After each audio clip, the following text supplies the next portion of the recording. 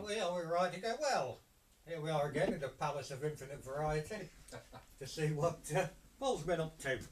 So, what are you going to show me tonight, Paul? Well, right, what I've got here is I've got a set of crankcases for an engine I'm going to build for the bike. And what I'm doing is I'm modifying this set of 600 cases to take a 400 crankshaft to get the right CC for the engine we want to build.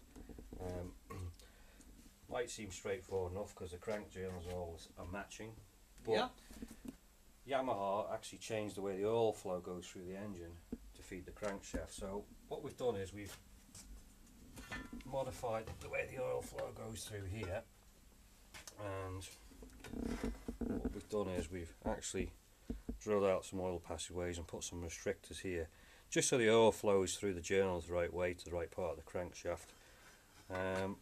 I don't know if I can show you, but this is an FZR 400 crankshaft. So this is what he had. This is, well, no, this engine would have had this one, so we start with this one. No. This is a 600 crankshaft. Okay, I'm going to grab that one.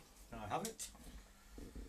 And what Yamaha did was they decided with this engine was to use a main bearing to feed two big ends.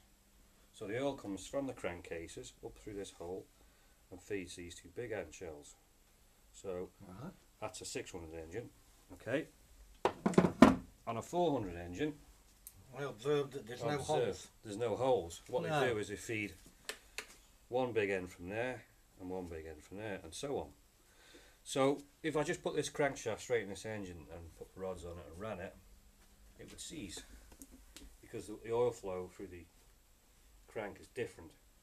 So what we did was we put these restrictors in just to push the oil the correct way through the crankshaft so it matches the flow for this crank.